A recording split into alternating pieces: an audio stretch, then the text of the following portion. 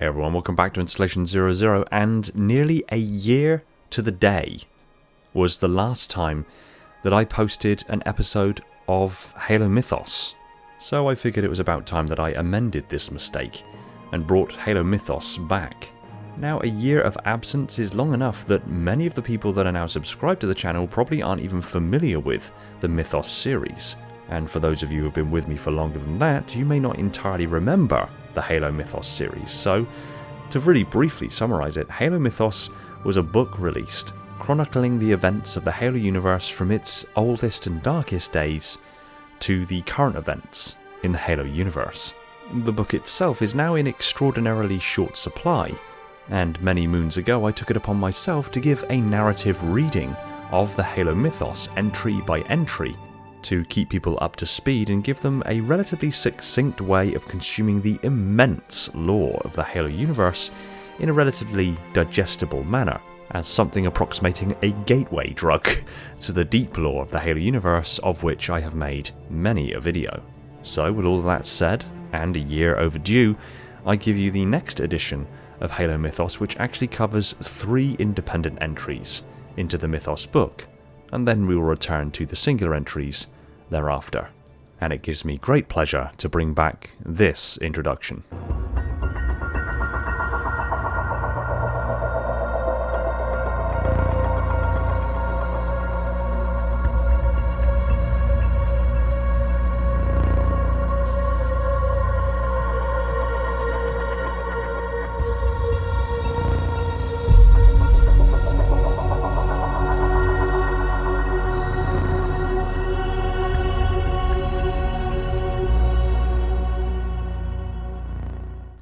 On November 17th, 2552, the High Prophet of Truth's dreadnought finally reached Earth, ploughing through what remained of the system's naval defences.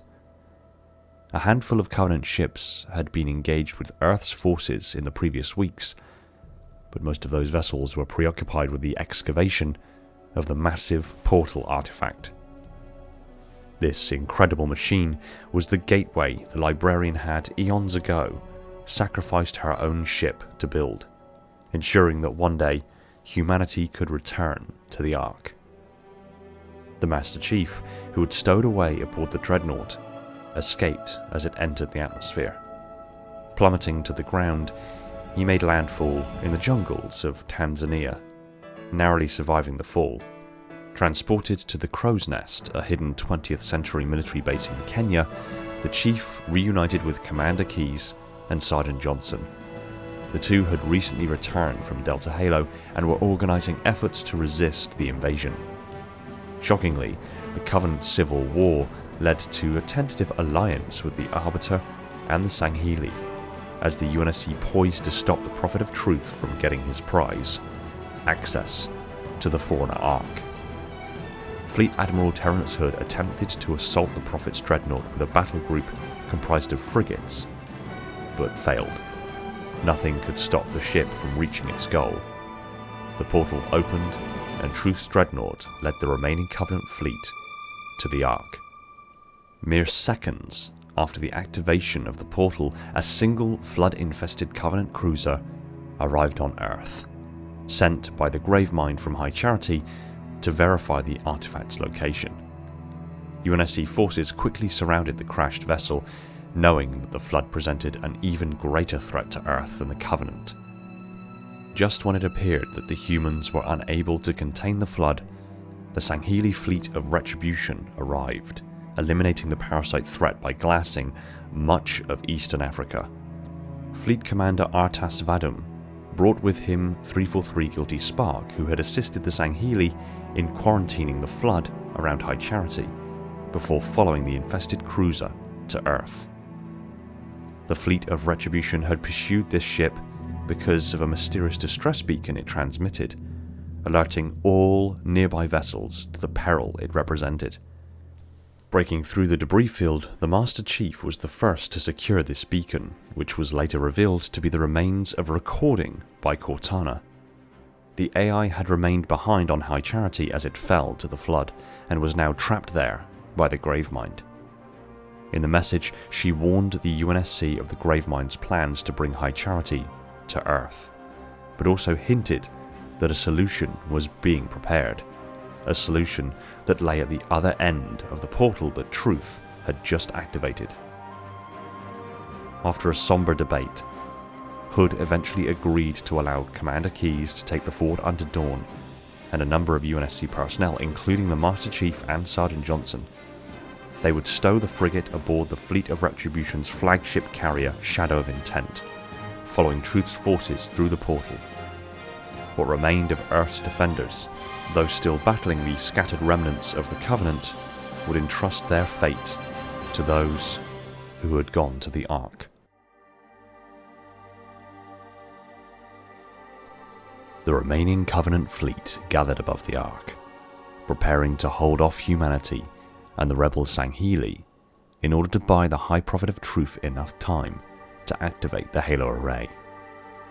Ultimately, it would be a newly forged Halo ring hidden deep within the Ark itself that would spell the end of the threats posed by the Covenant and the Flood. On December the 11th, 2552, the Fleet of Retribution arrived at the Ark and immediately assaulted the Jiralhane forces stationed above the installation, the last major vestige of the Covenant Navy. Although the Jiralhane greatly outnumbered the Sangheili, they were outmatched in their knowledge of naval warfare, and Retribution made short work of them. Meanwhile, the Master Chief and the Arbiter were sent to the Ark's surface, accompanied by Fort Unto Dawn's ground forces led by Commander Miranda Keyes and Sergeant Avery Johnson. Using one of the Ark's map rooms, and with the assistance of 343 Guilty Spark, whose own interests had now aligned with the humans, the Chief and the Arbiter managed to find Truth's location. But as they made their way to stop Truth from activating Halo, the now flood-dominated city of High Charity suddenly arrived, crashing into the Ark's surface and freeing the parasite. The Gravemind, yet again sharing a goal with the Master Chief and the Arbiter, assisted them in stopping the High Prophet of Truth from firing the rings. The Covenant leader ultimately died at the hands of the Arbiter, paying for the deceit and death wrought by his machinations. But only after Truth had claimed the life of Commander Keyes. With the Covenant threat now halted, the Gravemind turned against the humans, gloating about its victory and preparing to unleash the Flood parasite across the galaxy once more. Hidden in the burning forges of the Ark, however, the installation had fashioned yet another Halo, intended to replace the one Master Chief had destroyed months earlier. As this was the only way to stop the parasite, the Chief and the Arbiter headed to the wreckage of High Charity, battling through its immense and infested interior to find at last Cortana and the key to stopping the Flood. Cortana still had Alpha Halo's activation index, kept safe since she had stolen it months earlier. Igniting the replacement Halo this far removed from the galaxy would allow them to destroy the Flood locally, without harming any sentient life in the Milky Way galaxy. After securing the index, the Chief and the Arbiter made their way to the control room of the newly forged Halo installation, alongside Sergeant Avery Johnson. When the time came to activate it, however, 343 Guilty Spark refused to prematurely fire the installation, as in its unfinished state the activation would completely destroy the Halo superstructure. Due to the urgency of the Flood threat, Johnson attempted to activate the ring anyway, but Spark turned on him, striking him down. The Chief fought back, destroying Guilty Spark and activating Halo. Though Johnson perished, the Spartan and the Arbiter managed to narrowly escape aboard the Ford Unto Dawn. The ring fired directly at the Ark installation, obliterating the Gravemind and its Flood. The damage done to the Ark destabilized the portal as the Dawn passed through it, severing it into two parts. The four of the ship returned to Earth on December the 23rd, 2552, with the Arbiter on board. The aft section, which carried both Chief and Cortana, was lost during the portal collapse, with no record of its location or status. The replacement halo's activation obliterated the Gravemind and its flood outbreak, as well as the remaining Covenant forces, ultimately heralding the end of the war. The cost, however, would not be easily forgotten. Countless lives were lost during the conflict, and with no trace of the Master Chief, humanity's greatest hero may have been the final sacrifice.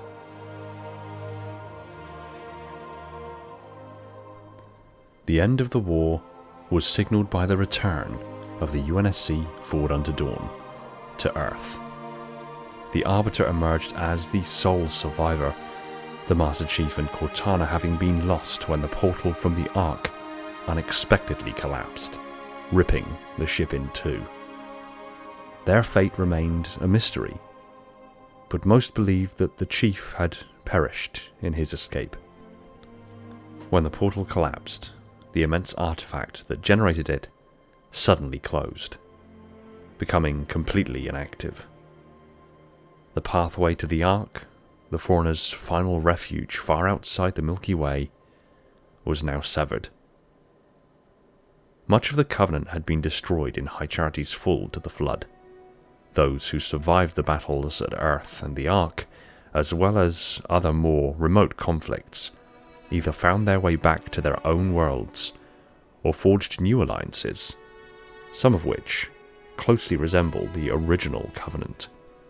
The many elites who returned from the war found that great tension had built on Sanghelios and its outlying colonies. With the discovery that the Foreigners were not gods, but merely an ancient and powerful civilization, some rebelled against more than 3,000 years of Covenant religion. Others held on to the traditions of their past, reluctant to abandon the faith that had united their people for so many centuries. Against this backdrop, warring clans and sects sprang up, some seeking political power, others vying for territory. Despite widespread support for the Arbiter, which stemmed from his central role in bringing an end to the Sanshayum's tyranny and the Jurul Hane-led revolt, Sanghelios was far from united. Many Sangheli still despised humans, and any alliance or friendship with them was viewed as an insult to their traditions. For this reason, the Arbiter's position of leadership among the Sangheli was constantly threatened by those who saw him as a heretic. Civil unrest was not restricted to the Sangheli, however. Most of the remaining human worlds united under the banner of peace, working with the UNSC to safeguard their colonies in the years after the war. But a handful were extremely resistant and sought to declare themselves independent of the United Earth government. Some of these had scarcely survived brutal Covenant attacks and blamed the UNSC for abandoning them in their hour of need. Others were drawn to the leadership of political idealists who were anxious to stop any attempts by the UNSC to consolidate Earth's authority. Some worlds even remained outlaw colonies, hostile to the UEG, but open for business to the alien species who had only months earlier been waging a war of extermination against them. In spite of all the uncertainties, colonial unrest, and the remnant factions of the Covenant, secret projects humanity had initiated towards the end of the war would allow the UNSC to regain some level of military power in the months that followed. Thanks for watching. If you enjoyed the video, consider smashing the like button and leave a comment below on what you'd like me to cover next. Big shout out to my patrons, Spartan10148, the Metarch of my installation, Falcon, Prophet Bear, Mikhail, Sophia, and Ashley, my dutiful monitors, Darian, Scarab, Spartan0137, Anthony, Ghost, Aaron, Chris, Jacob, Sean, Element Zero, Somatic, Jordan J3, Dan, Mr. Keys, Directal, Gunslinger, Jacob, Bandmill, Echo, Evermore, Officer Cat, and Personal Devil. my diligent sub-monitors, my fleet of Strato Sentinels, and my loyal enforcers. And all the other patrons who have jumped aboard to support the channel. It means more to me than I can accurately put into words. Another shout out to my Tier 0 Transcendent YouTube members, Spartan137, Jacob, Schmitty, Talia, Fenrir and Born Stella, and all the other YouTube members keeping my installation running on that glorious vacuum energy. Shout out to John for I don't fucking know. And if you want more of this kind of content, hit the subscribe button and the little bell icon so you don't miss any future videos, and consider jumping aboard yourself as a patron or YouTube member to keep the channel alive and kicking. Thanks again for watching. Take it easy everyone, and find peace in the domain.